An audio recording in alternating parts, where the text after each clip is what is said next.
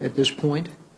But we do try to ensure that we can point out to them not only the economic benefits which China demonstrates and make sure they're aware of, but also the security aspects of their control of seaports, airports, critical key terrain, investment in infrastructure, particularly with technology that's critical to security. So we try to emphasize the security aspects of their investments.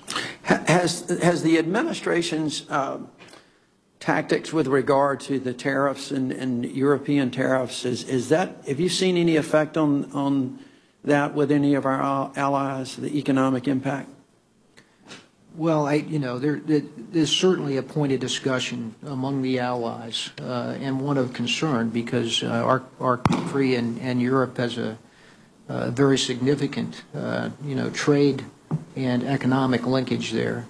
But in terms of the direct impact for me in mill-to-mill, the mill-to-mill relationships are strong.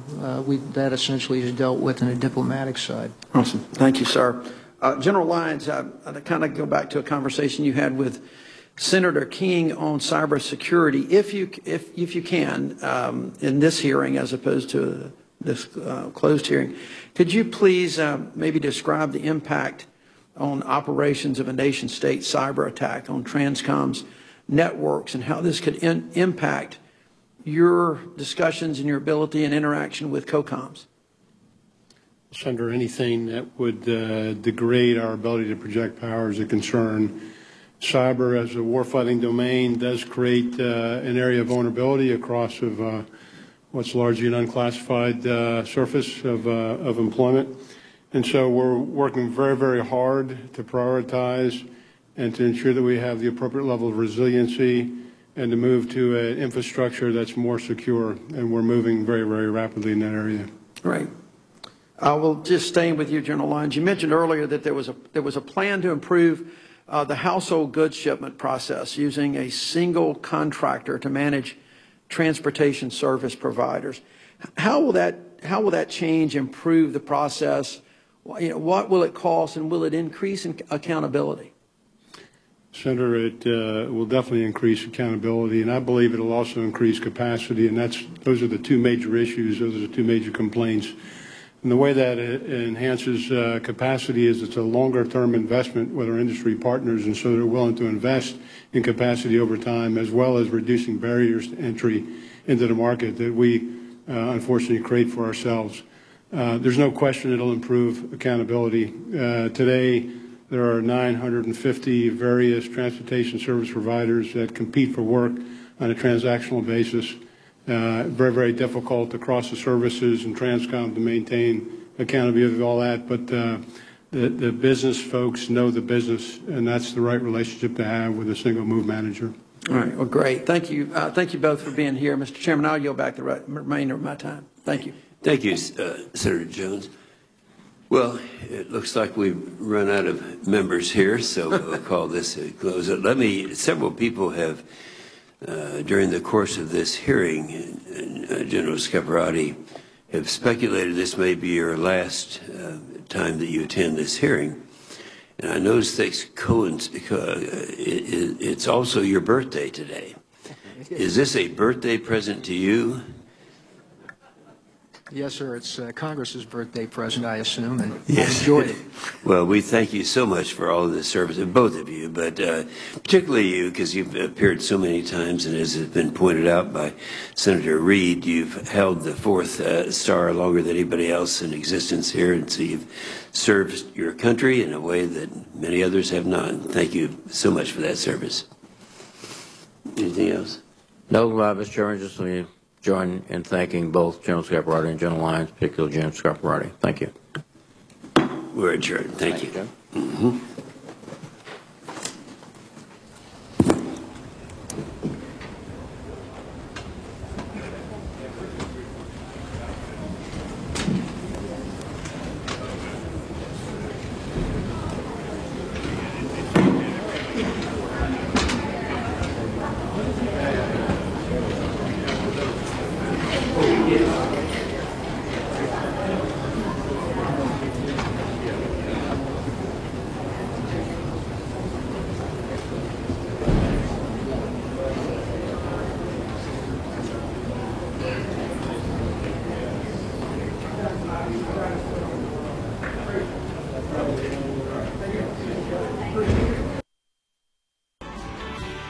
Voices from the Road on C-SPAN.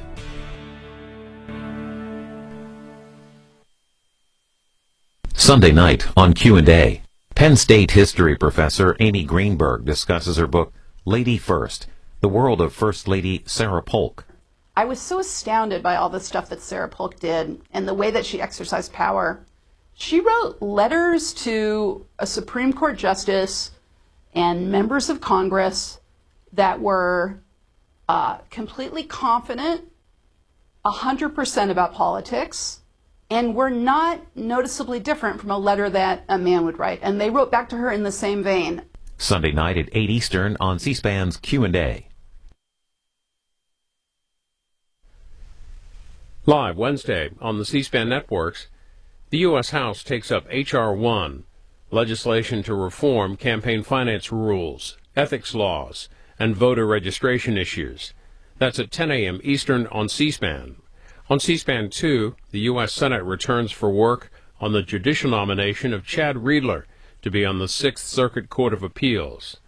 At 10 a.m. on C-SPAN 3, Homeland Security Secretary Kirstjen Nielsen testifies on border security. She's before the House Homeland Security Committee. At 2:30 p.m., the Senate Armed Services Committee looks into military sexual assault prevention and response.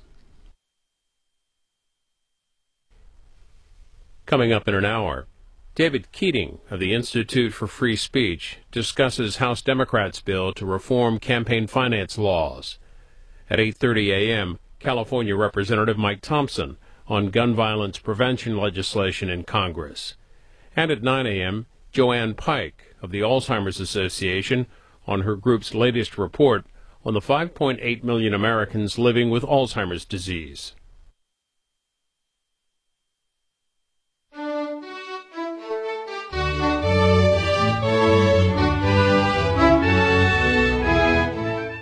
Good morning. It's Wednesday, March 6th, 2019. The House and Senate are in at 10 a.m. today with House Homeland Security Secretary Kirstjen Nielsen set to make a high-profile appearance before the House Homeland Security Committee this morning. And President Trump's former personal attorney, Michael Cohen, is back on Capitol Hill behind closed doors before the House Intelligence Committee. And we're with you until 10 a.m. on the Washington Journal. We begin today with a question about how America votes. As the House today continues to debate a sweeping bill that includes major changes to how Americans register, cast ballots, and draw congressional districts, we want to hear your suggestions for improving the process of voting in America. Give us a call. Democrats can call in at 202-748-8000. Republicans, 202-748-8001. Independents, 202-748-8002. You can also catch up with us on social media. On Twitter, it's at CSpanWJ. On Facebook, it's facebook.com/CSPAN. And a very good Wednesday morning to you. You can start calling in now on this question about how you would change how Americans vote.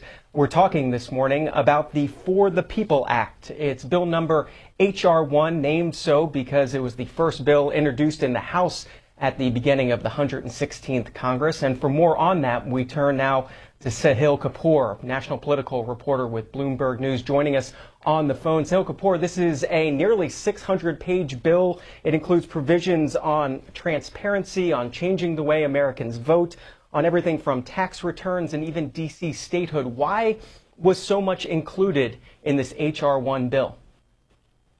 John, this is a series of steps that unites Democrats, everybody from the progressive flank of the party to the new freshmen coming in from these red and purple districts. These are issues that include things like automatic voter registration, limits on campaign finance and super PACs requiring the release of presidential tax returns, and changes to the way the redistricting process works that brings Democrats together, and this was one of the major reasons that Speaker Nancy Pelosi had prioritized this so much. It not only excites the base, but it is something that the conservative-leaning members of the Democratic Party also strongly support. So we're going to focus on the elections aspect in this segment of the Washington Journal. So focus on what you just talked about, the automatic voter registrations. How would that work, and talk about the changes that it would make nationwide? At the heart of that aspect of this bill is an attack on the Supreme Court's decision, Shelby County versus Holder, in 2013. It was a very controversial decision that limited a piece of the Voting Rights Act from the 1960s, and it has become a rallying cry. Now, a number of states have already started to pursue this automatic voter registration. You limit the hurdles for people to register to vote and to go to the ballot box. Now, conservatives oppose this, and they say it opens the door to people who are not properly, who shouldn't be able to vote, makes it easier for them to vote. So this is a controversial piece. If you look across partisan lines, it's not going to get much, if any, Republican support. And the Senate Majority Leader, Mitch McConnell, is fiercely opposed to it because limiting campaign finance restrictions has been one of the causes that's near and dear to his heart. In terms of going to the ballot box, talk about some of the early voting and vote by mail provisions included in this legislation. It's designed to expand access to the polls in all sorts of ways, and it's also there's also an aspect of it that would limit the role of what's known as dark money in politics, and it would improve federal ethics laws as well, especially as it relates, as we talked about, in the where it relates to presidential tax returns. And it would also make Election Day a national holiday, correct? That's right. It would make Election Day a national holiday. Some of the pushback on that, what are you hearing in your reporting on Capitol Hill? Why wouldn't some members of Congress want to do that? Well, the White House, for one, threatened to veto this bill yesterday. It said that it's an overreach of federal power, I'm quoting here, that would violate constitutional principles of separation of powers, federalism, and freedom of speech. Now, McConnell, the Republican from Kentucky who runs the Senate, has derisively called this the Democratic Politician Protection Act. He is arguing that Democrats are passing these changes because it would improve their party's political standing. And one of the ways they're concerned about that is the redistricting aspect. Can you dig into that a little bit more in H.R. 1? Sure. It would set up independent redistricting commissions. Now, right now, this is entirely up to states. So the root of this is that in 2010, Republicans won a massive wave election. They came to power across states. They won power in the House of Representatives, and they used that power in the states to draw districts across the country in various states that entrenched their own power. In other words, they drew them in a way that diluted the power of Democratic voters. They clustered them into specific urban districts that would always vote Democrat, 60, 70, 80%. And they created a lot of red-leaning districts that would comfortably, if not necessarily, vote for Republicans. So what Democrats are trying to do is trying to take politics out of that whole process of drawing districts to make sure it's fair in the long haul. And what's been the pushback there from Republicans? Republicans say it's a state issue. What's the path ahead for H.R. 1? Debate begins today in the House of Representatives. It should continue for the next couple of days, and a final vote is expected on Friday. Now, this is part of what I would call a series of kumbaya bills that House Democratic leaders are putting forward that unite various wings of their party. This is not going to be true for many other bills. Once you get into healthcare policy, once you get into climate policy, you're going to see some serious divisions emerge among Democrats about how far to go. But this is something they all very much like. And you already spoke about the reaction from the White House to this bill and from Mitch McConnell as well. Does this have a chance of even coming up on the Senate floor? It seems highly unlikely to come up on the Senate floor. Sahil Kapoor covers it all, national political reporter for Bloomberg News. You can check out his work, Bloomberg.com. Thanks for running through it for us this morning on the Washington Journal. Thank you, John. Taking your calls this morning, our question for you, how would you change how America votes? Phone lines, again, Democrats 202-748-8000, Republicans 202-748-8001, Independents 202-748-8002. And as we said, you can catch up with us on social media, on Twitter, and on Facebook as well. Here's some of the reaction from social media this morning. David writing in with his suggestions, calling for instant automatic voter registration upon Americans reaching age 18. Voting day is a holiday. The elimination of the Electoral College and paper ballots. Another tweet from Susan this morning saying that should be a national holiday, Election Day, and a monetary incentive to vote, such as a $100 voucher to go vote. Give poor people an added incentive to vote is what Susan writes. and calling for no electoral college and that holiday as well. Ezekiel saying, make candidates read and understand the U.S. Constitution first. I want to hear your thoughts starting on phone lines for independents. Giles is up first in Arizona. Good morning.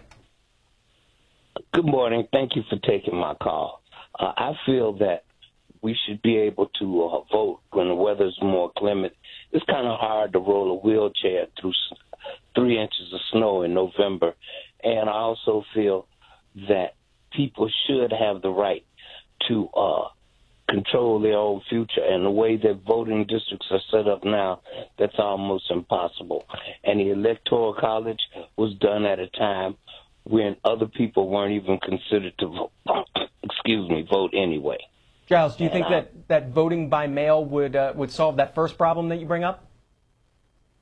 In some cases it would, but then you had a problem of all those votes to count by mail, and that slows down the process too. I think voting by mail, along with a day like in June or August or any month where the weather's more clement, would help people a great deal. I also feel that people should be taught in the primary schools about voting, and it's important. I don't think enough emphasis is put on that, the responsibility of American citizens and voting. It's Giles in Arizona. This is Richard in Alabama, Republican. Go ahead. Yes, sir. I just, right before y'all, they had some of the show on the H.R. 1 and some of the amendments to it. It's kind of silly to have a 16-year-old voting. And the way that the committee's set up with 9 Democrats and 4 Republicans, there's no way in the world that the Republicans can get an amendment through, because it was a straight vote every time, 9-4. And the committee chairman was recommending no votes. And you call this a democracy? I mean, this is silly. Richard, you're talking about the action yesterday afternoon in the House Rules Committee, the place where bills go to have a rule attached to it before they head to the House floor. We were showing the debate in the House Rules Committee from yesterday afternoon, just before our program started this morning on the Washington Journal, for those who tuned in right at the top of our program. Here's a little bit from that House Rules Committee hearing yesterday. This is Congresswoman Zoe Lofgren. She's the chairman of the House Administration Committee, which has oversight on election issues, talking about the importance of the voting provisions in H.R. 1. H.R. 1 is critically important at this juncture in our history. Trust in our government and many institutions has fallen, and without trust, our representative system suffers.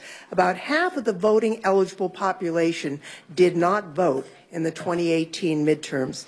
We are in many ways the gold standard of participatory democracy, but a turnout rate where nearly half of eligible voters do not vote belies our aspirations. Too many Americans view themselves as shut out from our representative system. Others cannot participate because of arbitrary election administration procedures that fail to account for how Americans live and work in the 21st century. Some of these barriers to participation make it harder for certain populations, including communities of color and other underrepresented groups, to vote. This is especially the case after the Supreme Court gutted core provisions of the Voting Rights Act in Shelby County versus Holder. Meanwhile, the Supreme Court's Citizens United decision has further empowered wealthy special interests and ushered in nearly $1 billion in dark money from undisclosed sources since 2010, even though the court affirmed the importance of disclosure by a vote of 8-1 in that decision. H.R. 1 reverses course and strengthens our democracy. It makes it easier and more convenient for all eligible Americans to vote. It offers solutions to the dominance of big money in politics, and it ensures that public officials work in the public interest. H.R. 1, a nearly 600-page bill, and it includes quite a bit. We're focusing in this first segment of the Washington Journal on the voting provisions that are included in there. A reminder of what some of those provisions are. The bill would make Election Day a federal holiday, allow citizens to register to vote online, expand automatic voter registration, increase access to early voting and vote by mail, and to have independent commissions redraw congressional districts, that having to do with the concerns over gerrymandering in House districts. Just some of the provisions in that very large bill. We want to hear this morning how you think you would change how Americans vote in this country. On phone lines for Democrats, Republicans, and Independents as usual. Cornell's on that line for Democrats from Waterford Works, New Jersey. Good morning. Cornell, you with us? We'll try the line for Democrats again. Carol in Ohio. Good morning. Yes, I have two comments. One on no gerrymandering. They gerrymandered in our district and a little sliver around the state. And I think we should have a national holiday. And then the other comment, the deficit ballooned 77% because of Trump's tax bill. One man said he had gotten $4,000 refund last year, and then this year he had no refund and had to pay. Only the 1% got the tax breaks, and the real estate got the tax breaks. Trump used his office to make money because of his real estate business. Every voting citizen who is not getting the refund, why would you vote for Trump and the Republicans? It's Carol in Ohio. This is Jim, Newcastle, Delaware, Republican. Go ahead. Good morning. Good morning. I think this House one is just an attempt to dilute the power of the states. We used to elect state representatives to elect United States senators. We have to do away with the 17th Amendment. We have to allow the state legislatures to draw the voting districts in their own states, because that gives the states power. You should be able to vote on Election Day. You should have to show up in person to vote. The people who don't vote are not interested enough in voting to show up at the polls. I have been the first voter in our town for the last 10 years at every election, and I take the time to get up early, walk to the polls, wait in line for the polls to open, and go to work. If I have to work early in the morning, I make sure that I get to the polls before the polls close. I don't see why that is a burden on a person. If you are handicapped, you should make arrangements to get to the polls if you are interested enough in voting. What we are trying to do is allow fraud to exist in this society by making it almost automatically able for people who aren't interested to vote. Jim, out of curiosity, what would you say to people who are in the hospital and can't make it to the polls on Election Day? Well, you should get an absentee ballot. Jim, some of your concerns about this bill diluting the power of the states shared by the majority leader of the Senate, Mitch McConnell. This was Mitch McConnell on the floor of the Senate yesterday morning. Democrats want to convince everyone that our republic is in crisis. But when you scratch the surface of these scare tactics, their two main complaints seem to be that Democrats don't win enough elections. And people Democrats don't like also happen to have First Amendment rights. Just look at the data. In 2016, turnout reached its third highest rate since the 1960s. Turnout was very high. By the sheer number of presidential ballots cast, an all-time record was set. And these numbers were hardly a fluke. Last November, the midterm turnout rate set a new 50-year record for off-year elections. Nevertheless, the Democrats are intent on fixing our elections even though they aren't broken. Their solution amounts to a hostile, one-sided takeover of the electoral process without the input of both parties. In the Democrats' view, our federalist system, where state laws evolve to address unique challenges, is old-fashioned and no longer to their liking. Now it's time for sweeping new decrees from Washington. What each state has found works best for them, to register voters or to maintain voter rolls, all that is now supposed to yield to what Washington Democrats want. It starts with a massive influx of government data to the registration rolls. In one sweep, all of the duplicative and conflicting data from across state and federal government agencies, as well as colleges and universities, would flood the voter registration system. Flood it. This isn't the slightly tested automatic voter registration some states have installed with the DMV. This is a massive data dump that is sure to invite risk of inaccuracy and a loss of privacy. It's especially concerning as the Democrats want to mandate that agencies register 16 and 17-year-olds. Throughout this first segment of the Washington Journal, we'll keep showing you some of the debate that's been happening both yesterday and in recent weeks on this H.R. 1. It's called the For the People Act, and the House of Representatives is looking to vote on it by the end of the week. It's a sweeping bill, including major voting provisions, but also provisions about ethics and provisions about money in politics. We'll talk more about some of those other provisions a little later in our program. We're asking you, how would you change how America votes? Phone lines for Democrats, Republicans, and independents as usual. On Twitter, Danny's thought about this question quite a bit. Here's Danny's suggestions for changing how America votes. Universal registration, lowering the voting age to 16, making Election Day a national holiday, computer or statistical unit division to prevent gerrymandering every 5 years, implement multi-pass or rank voting options, eliminate winner-take-all electoral vote states, if not outright eliminating the Electoral College, require all candidates to submit their formal positions across multiple topics in writing with limited ability to change, requiring all candidates to pass an extensive background check, the results of which are available to the public, and more strictly cap large contributions. That would be a start. That's Danny's suggestions. And Marla with her suggestion, photo ID required for everyone who votes. David's in Edson, Kansas, a Republican. Good morning. Yes, good morning, and thank you for C-SPAN, or for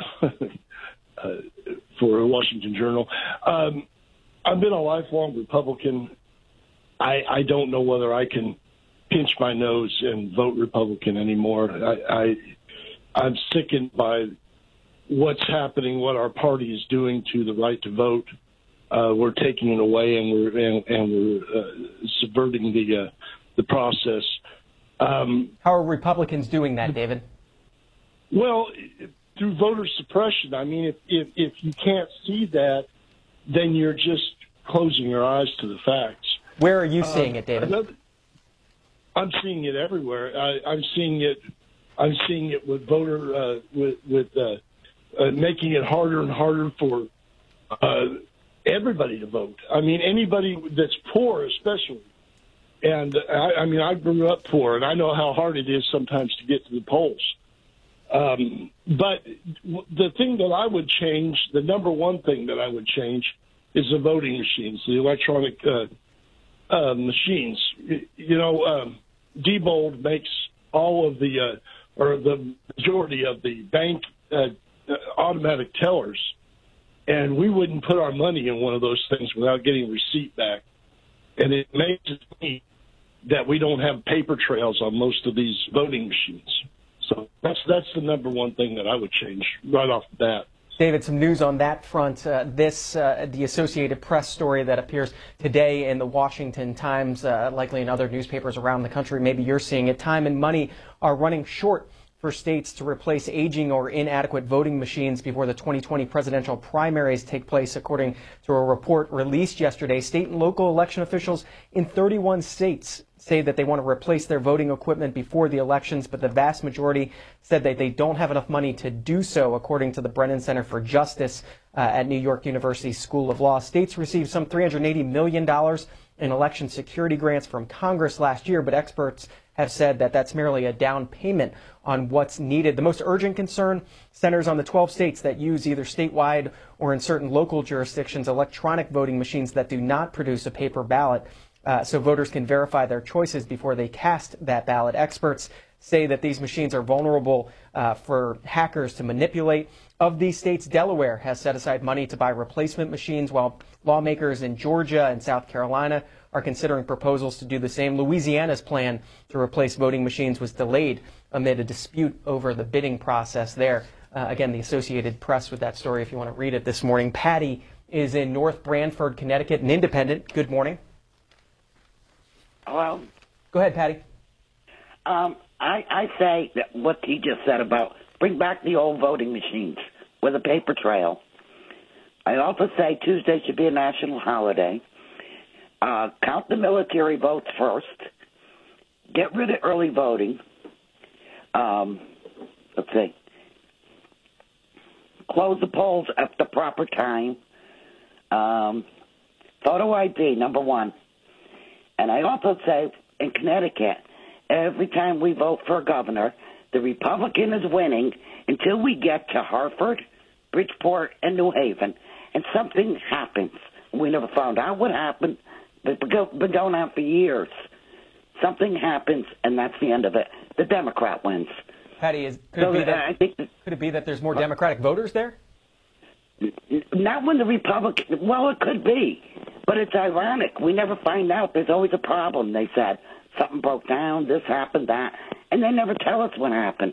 Patty, one question for you. I haven't heard the count the military votes first before. Why do you want to do that? What would that change? Well, they defend our country and they have the right to vote. I think they should be number one. They're defending our country. That's Patty in Connecticut. Eddie is in Wakefield, Rhode Island, Republican. Good morning. Yeah, hi, how are you? I just have one comment, and that is, H.R. 1 basically is another attempt to take away states' rights. Having a committee at a federal level decide about voting districts is almost impossible to get fairness, equity out of it. Can't even get our Congress to, to agree on anything, never mind having voting districts decided at, the federal level. I also heard there was another man who called up, and I also think there's a push on to try to do away with the Electoral College, which is another attempt to undermine states' rights. Too much of that's gone on, and I think that, if we wrote it, it could really be tremendous damage to the country and cause even more, I guess, political conflict amongst people. So, yeah, that's my comment. I have one other comment, too. I don't think anybody 16 years old should be allowed to vote, particularly in this country when a lot of kids don't even get, high school education and civics. So that's my comment. Eddie, on your concern about states' rights, take a listen to what Congressman Mark Green of Tennessee had to say at a hearing back last month on this H.R. 1 bill. It seems every year that passes, more and more power is shifted away from the people and into the hands of wealthy elites in Washington. These politicians and bureaucrats can't help themselves from micromanaging more and more of our everyday lives, from roads and bridges, firearms, relationships with our doctors, even our toilets. These freedom and federalism-hating politicians can't seem to help themselves. And now they want to decide how we can run our elections in Tennessee. You want to tell Tennessee to enact same-day voter registration with no time for verification? You want to tell Tennessee we can't require IDs to be shown at the polls, increasing the likelihood of voter fraud? You want to tell Tennessee that some unaccountable commission gets to draw our districts? You want to tell Tennessee it has to subsidize far left-leaning candidates in other states with our taxpayer dollars? How dare you? How dare you tell Tennessee what we can do with our elections? This bill is wrong. It is a power grab. Politicians that want to give the federal government more power. Does the majority party care about voter fraud? Well, then let's allow states to have voter identification laws. Do the Democrats suddenly care about foreign interference in our elections? Well, then why are they allowing illegal immigrants to vote? The hypocrisy is mind-boggling. The fact remains that there is no constitutional authority for the federal government to come down and seize control of elections in Tennessee. The Constitution creates a federalist system with power dispersed amongst the people, and I will fight to ensure it always does. Taking your calls this morning on the Washington Journal. Our question, how would you change how Americans vote? David's been waiting, Birmingham, Alabama, line for Democrats. What do you think? Good morning. Good morning. First thing I would do is if an inmate is a prison, get out of prison, the first day he get out of prison, he will restore all his right back in terms of being a registered voter. Second thing I would do is the day of the election, make it a legal holiday, and those persons that do not go to vote, be some kind of penalty for them not voting. Third thing is that I would make sure on the election day here in the city of Birmingham that we do hand count all paper ballots, because a lot of elections lost right here in the city of Birmingham based upon the voting machine. And the third thing I would do is, in terms of election day, is go back to Section 5 of the Voting Rights Act that make sure that no voting places are changed without notifying the voters. David, on your thoughts about felons who have completed their sentences, that's included in H.R. 1, that their voting rights would be restored if they after they completed their sentences. Part of this, as we said, a sweeping bill. It's about 570 pages long, and the provisions having to do with voting is just one part, probably about a third of the provisions in that bill as a whole. Nitro is up next in Brockway Park, New York, an independent. Good morning. Good morning. You can hear me, I suppose. Yes, sir. I have three things that I think are necessary for fair elections in the United States. The first thing is, if we are voting for president, there should be the president and the vice president are the only two elected offices in any nation in the world who are not directly elected by the people. All right? There is no need for an electoral college. The reason for the electoral college is because when the founders of this nation thought that another king might be elected by the common people, they put this in as a guarantee. Now we have a king in power, but that's besides the point. The second thing is Citizens United versus FEC allowed unfettered dark money to come into politics. This is no longer a government of the people, by the people, for the people. It is for special interests. Then the third thing is, I'm a convicted felon. If I lived in Florida, I would not be able to vote. But I was born in New York, and I live in New York now, and I can vote. Uniform voting laws, at least for the president, should be throughout the entire nation, and they should be paper ballots. And those are the three things that I think would be necessary for truly fair elections. By the way, why are Native Americans in North Dakota not allowed to vote? Why are they challenged? Why are people in North Carolina, because they are a different color, not allowed to vote? So when the president says there's election fraud, he should look at his own party. Nitro, before you go, can I ask you about the process of getting your voting rights restored in New York? I'm not familiar with the state laws there. Did you ever lose your voting rights when you went to prison? I was convicted in Florida. I was convicted so you lost them in Florida? Of a nonviolent drug charge, all right? And Florida, if I remained living in Florida until this year, until they just passed this bill, I would not be eligible to vote in any election in Florida. All right? When I moved to New York has, you can vote in New York. And I just voted in this midterm election.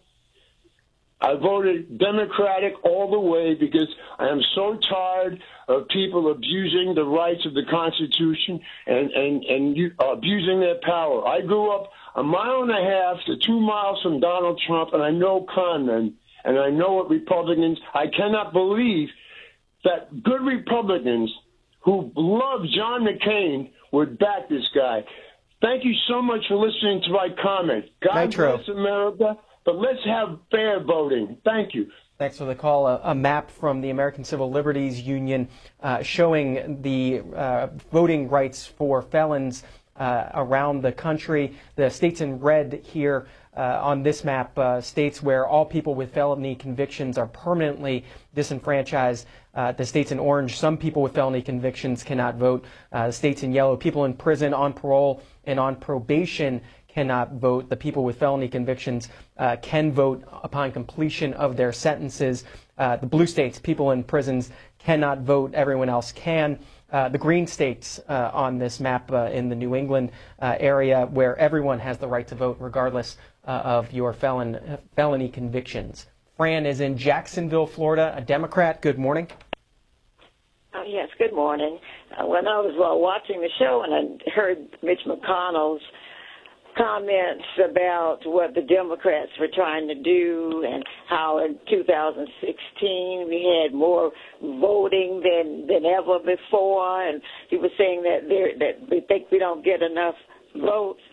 Well, I'd like to remind him and others that there may have been more voting than ever before, but because of the Electoral College and the gerrymandered states, the popular vote wasn't what prevailed. And we know that the Democrats got Hillary Clinton at least got 3 million more votes than Donald Trump. So, yeah, there were more people voting, but those 3 million didn't count in because of the gerrymandering. So what I would have changed is some sort of an independent council that creates the districts so that it'll be fair.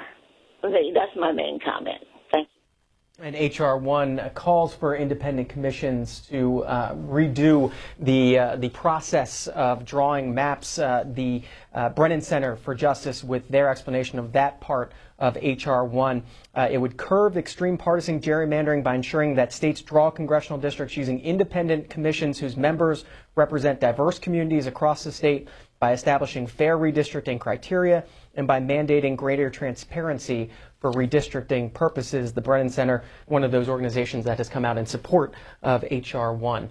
Mark, Hershey, Pennsylvania is next. Republican, go ahead. What a surprise that the Brennan Center, named after Justice Brennan, would be in favor of bringing in more Democrat votes. But I would like to ask whether maybe we should reapportion the media, since 90-something% of all the information that people get, especially millennials, is from the media. Here in Pennsylvania, Governor Corbett went way out of his way to make sure that we got out the vote with voter ID in Philadelphia and Pittsburgh, and it resulted in him being voted out of office.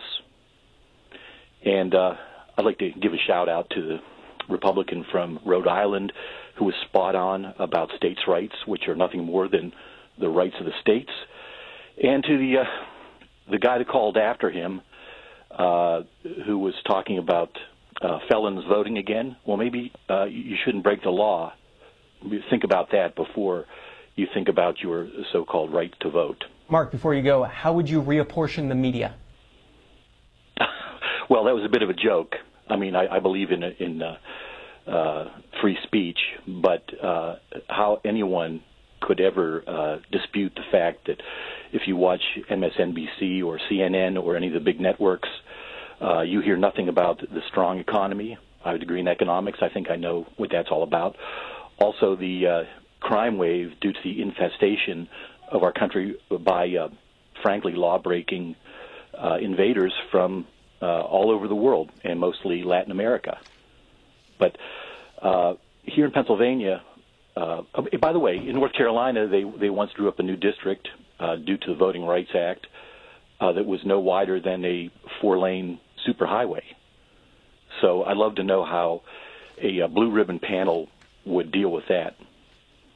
Mark, thanks for your call this morning on your concerns about the border and immigration issues. Here's a story from the front page of the Washington Post today about that legislation to disapprove of the president's emergency declaration on the border. The headline, GOP senators face a test of allegiance to the president on that vote. The vote scheduled in the Senate for sometime next week. We don't have an exact date yet.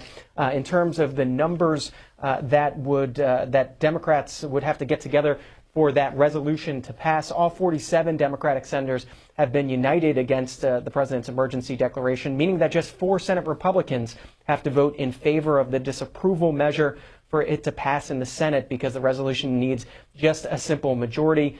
Senator Collins, Senator Tillis, and Senator Lisa Murkowski, all Republicans, and Senator Rand Paul, as well, Republican from Kentucky, have declared their support for the resolution, with Paul predicting more GOP senators will join them. Yesterday on Capitol Hill, the Homeland Security Secretary, Kirstjen Nielsen, met with Republican senators behind closed doors, talked to them about the White House's view on that resolution. Again, we'll certainly be covering that on C-SPAN when that vote happens. You can, of course, watch it at C-SPAN, too, for gavel-to-gavel coverage. Catherine is in Cleves, Ohio, a Democrat. Good morning. Yes, hello. Go Am ahead. I on? Yes, ma'am. Okay. I have a couple of things. When you're born, you're registered, and you can vote anytime, any place. I know when I go on vacation, the bills always are home before I get here. So we have the capability, and no longer can we put old, bad machines in black areas or poor people's areas. Everybody can vote anywhere they want. Third one is Mr. Green from Tennessee. He doesn't have a bit of problem telling women what to do. He just doesn't want to be told what to do. Women don't want abortions. They want birth control. And we found that voter fraud that the Republicans were complaining about. You know where it was? Is in North Carolina. Got plenty of voter fraud there. And the last thing is the economy. The economy's great for those that's great for, but look at the debt. Our debt is higher, and who's going to pay for it? The rich? Think again. Welcome to the wild, wild west. You have a good day. Laura's next from Arlington, Virginia, an independent. Good morning. How would you change how America votes? Hi, good morning. Thanks for taking my call.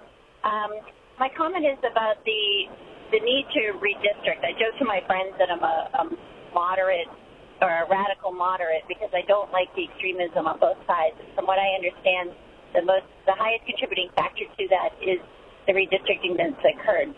I appreciate your show because it brings in different views that I didn't really think through before. So my question is about the argument that the independent council would take away states' rights. Is there a way in order to get at the same solution of having an independent council but still retain states' rights? I don't like hiding behind the states' rights argument if the ultimate problem is really the redistricting. So is there a solution that could still retain states' rights but get at the independent council? Is there one that you've been able to come up with, Laura, as you've been thinking about it, as you were waiting on hold? I'm sorry. Were you able to hear me? Was there a solution to that states' rights issue that you've come up with as you've thought about this? No, I haven't, because frankly, just listening for the past 20 minutes, I hadn't heard that argument before I really understood how that undermines both the Electoral College as well as the Independent Commission. So for your guests and for the folks that are adamant about states' rights, it's ultimately I think one of the more contributing